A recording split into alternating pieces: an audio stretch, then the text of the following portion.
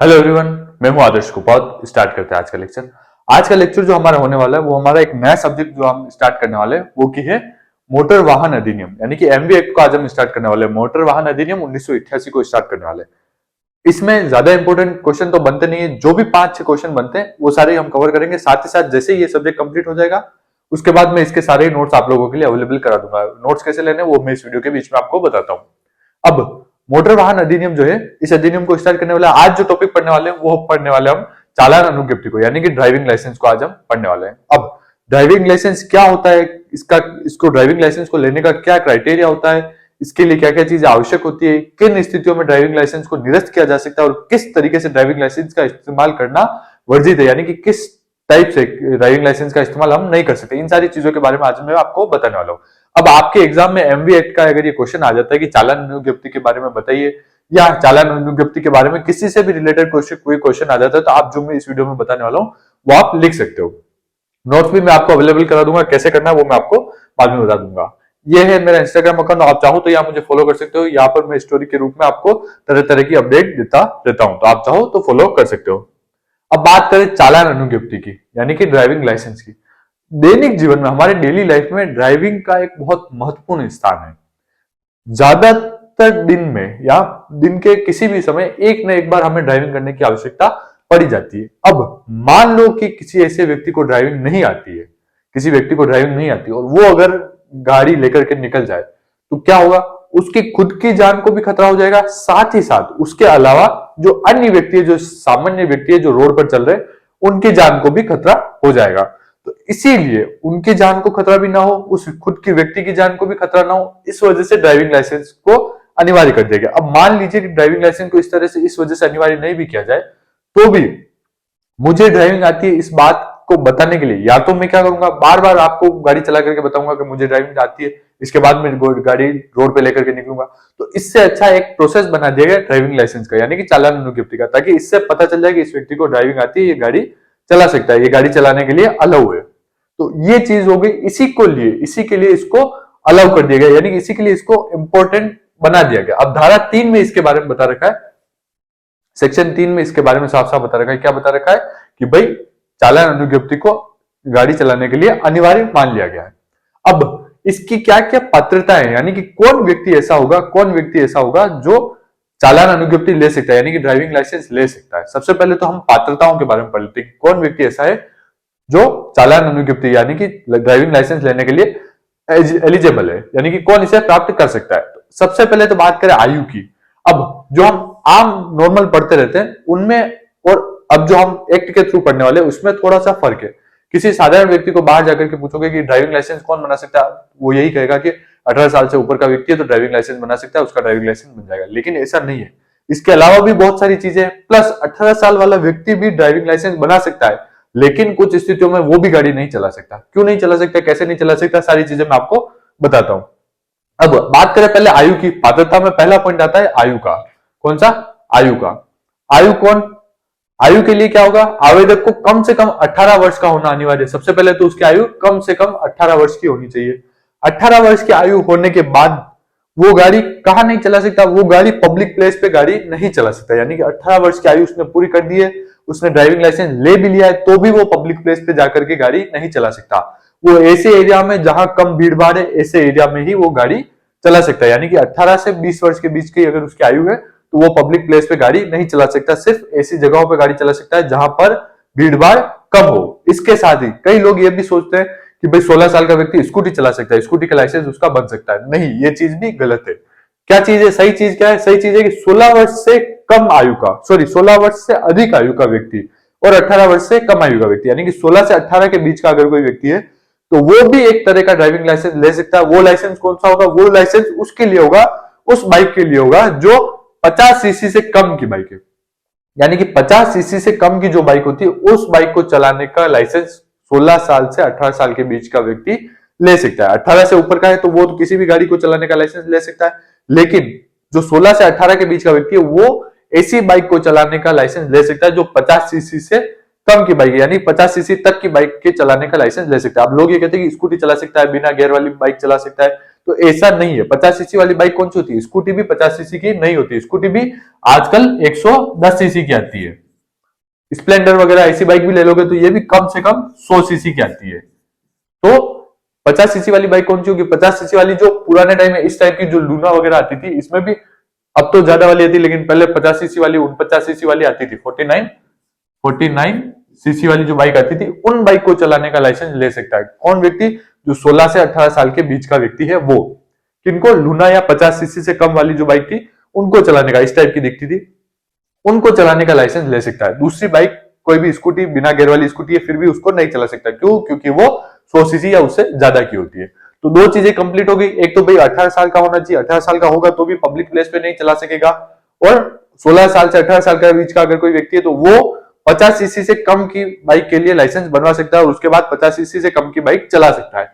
इसके साथ ही सार्वजनिक स्थान पर 18 साल वाला व्यक्ति नहीं चला सकता, तो कौन चला सकता है? उसकी आयु 20 वर्ष होनी चाहिए। यानी कि जब वो 18 साल वाला व्यक्ति ड्राइविंग लाइसेंस बनवा देगा, उसके बाद भी वो सार्वजनिक स्थान पर अपनी गाड़ी नहीं चला सकेगा जब तक वो 20 साल का नहीं हो जाता। यानी कि 20 साल होने के बाद ही, चाहे 18 साल वाले के पास ड्राइविंग लाइसेंस है, पक्का ड्राइविंग लाइसेंस है, लेकिन फिर भी वो क्या नहीं कर सकता? पब्लिक प्लेस पे गाड़ी नहीं चला सकता। पब्लिक प्लेस पे गाड़ी चलाने के लिए उसकी आयु कम से कम 20 साल होनी चाहिए। अब ये सारी चीजें आयु के बारे में कहां लिखी हुई है? एमवी एक्ट के सेक्शन 4 में, धारा 4 में लिखी गई है। आयु के बारे में तीनों चीजें, एक तो 50 सीसी वाली भी, 16 वर्ष वाली भी, 18 वर्ष वाली भी और ये 20 वर्ष वाली भी, ये सारी चीजें कहा? धारा 4 में। पात्रता में कहा आ रही है? धारा 4 में, मोटर वाहन अधिनियम के धारा 4 में ये चीजें लिखी हुई है। अब इसके अलावा दूसरी कंडीशन क्या है? दूसरी पात्रता क्या है? पहली पात्रता तो हमने आयु वाली पढ़ ली, आयु है पहली पात्रता। दूसरी पात्रता क्या है? दूसरी पात्रता है चिकित्सकीय पात्रता। चिकित्सकीय पात्रता, चिकित्सकीय पात्रता क्या है? आवेदक को चिकित्सा प्रमाण पत्र प्रस्तुत करना होगा। चिकित्सा प्रमाण पत्र कब प्रस्तुत करना होगा? जब वो ड्राइविंग लाइसेंस बनाने जाता है, तो उसे एक मेडिकल सर्टिफिकेट बताना होगा वहां पर कि वो मेडिकल सर्टिफिकेट ये बताता है कि फिजिकल रूप से, शारीरिक रूप से मैं स्वस्थ हूं, गाड़ी चलाने के लिए एकदम फिट हूं। ऐसा सर्टिफिकेट उसे ड्राइविंग लाइसेंस बनाते टाइम बताना होगा। जब वो ऐसा बताएगा उसके बाद ही उसे ड्राइविंग लाइसेंस बन सकेगा। यानी कि ऐसा कोई व्यक्ति जो देखने में असमर्थ है, ऐसा व्यक्ति ड्राइविंग लाइसेंस नहीं बना पाएगा। क्यों नहीं बना पाएगा?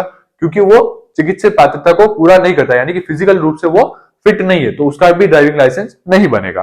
तीसरी पात्रता क्या है? शैक्षणिक परीक्षा और शैक्षणिक पात्रता।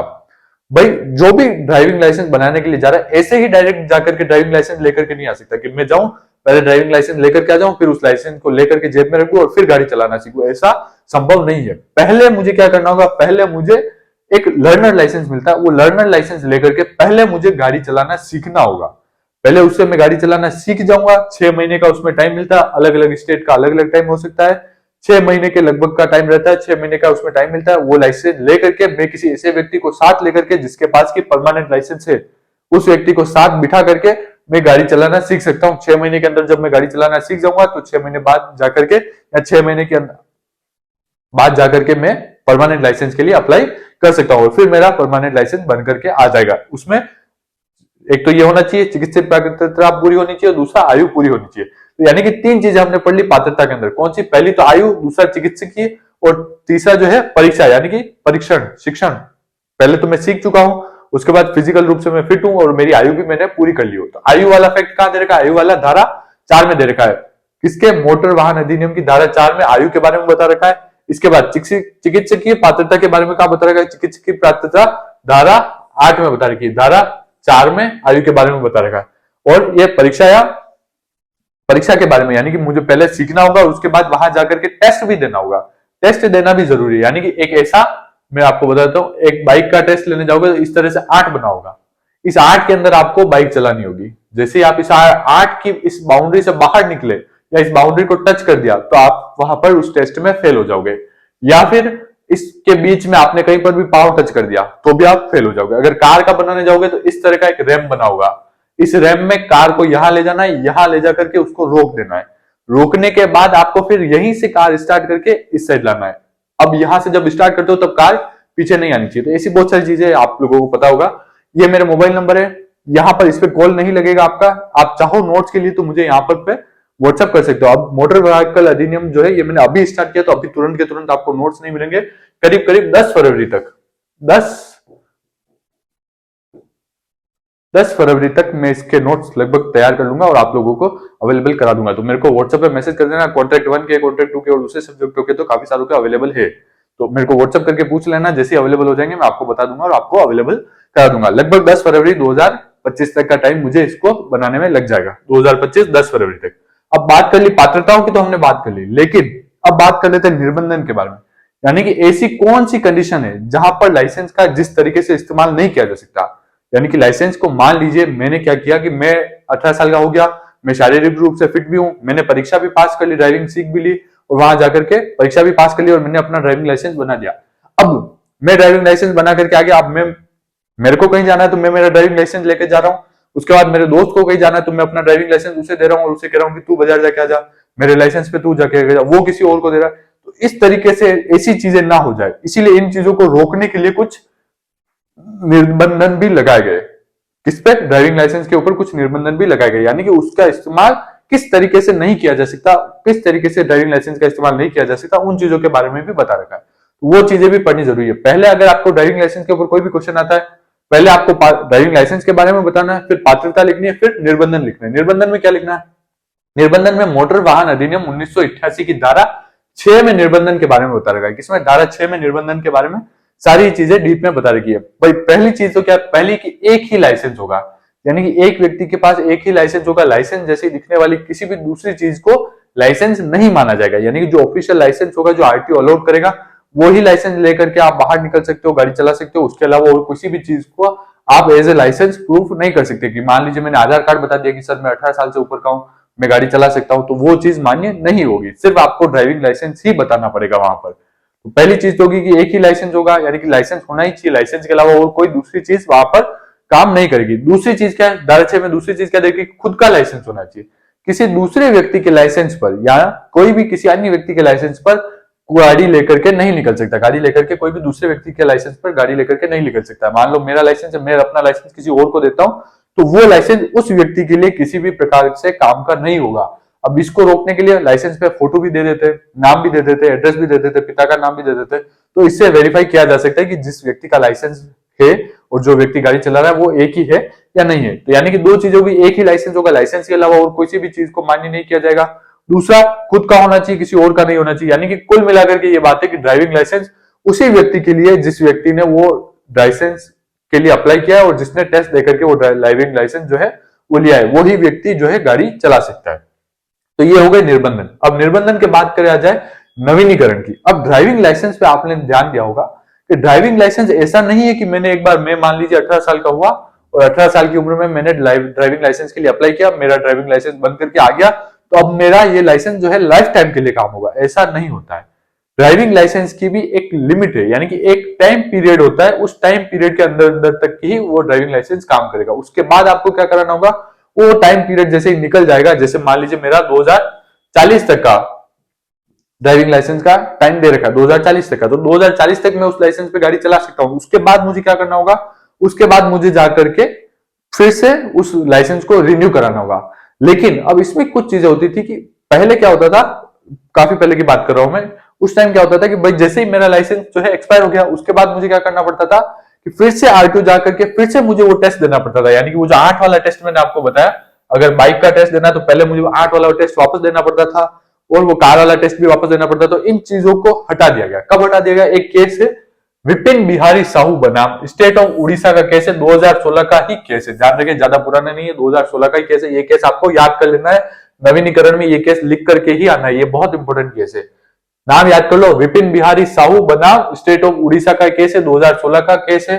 इस मामले में न्यायालय ने क्या कहा, उड़ीसा उच्च न्यायालय ने यह कहा कि अगर किसी व्यक्ति का लाइसेंस एक्सपायर हो जाता है और वो जब उसे रिन्यू कराने जाता है, तो रिन्यू कराने जाते टाइम उसे फिर से ये टेस्ट देने की जरूरत नहीं है।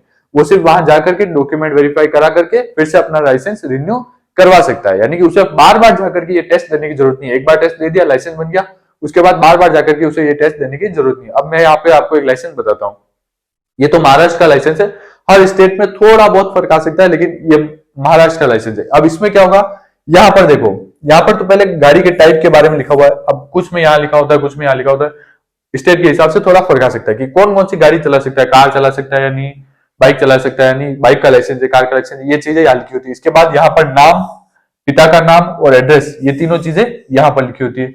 यहाँ पर उस व्यक्ति का फोटो होता है ताकि पहचाना जा सके कि जो ये गाड़ी लेकर के आया इसी का लाइसेंस है या नहीं, या किसी दूसरे व्यक्ति के लाइसेंस पे ये गाड़ी चला रहा है। यानी कि फोटो हो गया, नाम हो गया, पिता का नाम हो गया, एड्रेस हो गया, किस टाइप की गाड़ी चला सकता है वो यहाँ लिखा हुआ आ रहा है। इसके साथ ही यहाँ पर एक ड्राइविंग लाइसेंस नंबर लिखा हुआ है, यहाँ से आपको नहीं दिख रहा होगा क्योंकि ये ब्लर है। यहाँ पर ड्राइविंग लाइसेंस नंबर लिखा हुआ था। इसके साथ ही इसके जस्ट नीचे यहाँ पर जो मेन चीज लिखी होती है वो लिखी होती है वैलिड टिल, यानी कि कब तक के लिए ये लाइसेंस जो है मान्य है। यहाँ पर जनरली क्या होता है कि जब आप 18 साल की उम्र में, छोटी उम्र में जब लाइसेंस बनवाओगे तो वो करीब करीब हर स्टेट का अलग अलग हो सकता है। मैं अंदाजे से आपको छोटा बता देता हूँ कि 40 साल तक के लिए फर्स्ट जब लाइसेंस बनाओगे तो वो 40 साल तक के लिए वैलिड होगा। उसके बाद जब आप उसको रिन्यू कराने जाओगे तो वो सिर्फ 20 साल के लिए रिन्यू होगा, यानी कि उसके बाद आपको 20 साल का टाइम मिलेगा कि 20 साल होगा और गाड़ी चला सकते हो। तो इस तरह से जा करके आपको रिन्यू कराना पड़ेगा, एक या दो बार रिन्यू आपको आपकी लाइफ में कराना ही पड़ेगा। यानी कि फर्स्ट में जब बनाओगे तो 40 साल के लिए बन जाएगा, उसके बाद 20 साल के लिए फिर से रिन्यू हो जाएगा। तो इस तरह से रिन्यू होता रहता है। तो आपको इस वैलिड टिल वाली डेट का भी ध्यान रखना होता है। तो ये हो गया नवीनीकरण के बारे में।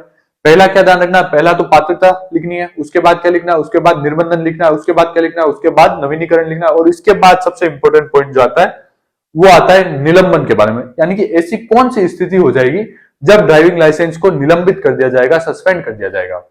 ऐसी भी स्थिति हो सकती है जब ड्राइविंग लाइसेंस को सस्पेंड किया जा सकता है। कौन कौन सी स्थिति होगी उनके बारे में भी मैं आपको बता देता हूं। भाई जब भी कोई ड्राइविंग लाइसेंस लेकर के ऐसा व्यक्ति निकल रहा है, वो इस अधिनियम की यानी कि मोटर वाहन अधिनियम 1988 की 1988 की सेक्शन 184 के अंतर्गत दोष सिद्ध साबित हो चुका है।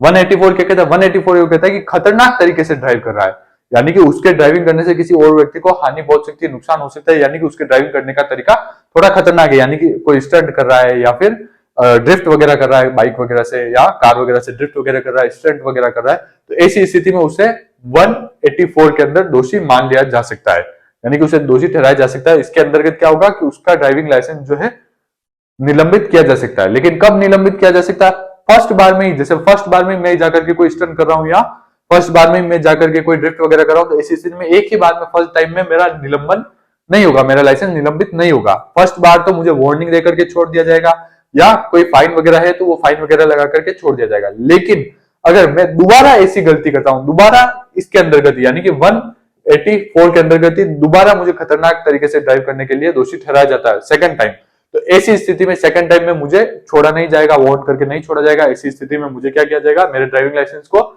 निलंबित कर दिया जाएगा। कब तक के लिए निलंबित किया जाएगा, या तो 6 महीने के लिए निलंबित कर दिया जाएगा अगर मैं दोषी हो गया हूं, तो दोष सिद्ध होने के बाद 6 महीने के लिए मेरा लाइसेंस जो है निलंबित कर दिया जाएगा। या अगर मैं दोष मुक्त हो गया हूं, यानी कि मेरे पे कोई ऐसा साबित नहीं कर पाया कि मैंने जो खतरनाक तरीके से ड्राइव करा था, तो जब तक के लिए मुझ पे ये आरोप चल रहा था, यानी कि जब तक ये कार्रवाई चलती है, जब तक मैं दोष सिद्ध होता हूं, तब तक के लिए, उस पीरियड तक के लिए मेरा जो ड्राइविंग लाइसेंस है वो सस्पेंडेड रहेगा, यानी कि तब तक के लिए मैं गाड़ी नहीं चला पाऊंगा। ये दो चीजें आपको बता दी। लेकिन इसके अलावा एक चीज और है, निलंबन एक तो इस तरीके से हो सकता है, खतरनाक तरीके से ड्राइव कर रहा हूं, यानी कि 184 का उल्लंघन 2 बार कर दिया तो जाकर के निलंबित हो जाएगा 6 महीने के लिए, या जब तक के लिए जब तक कि मैं दोष मुक्त नहीं हो जाता हूं। लेकिन इसके अलावा एक कंडीशन और है।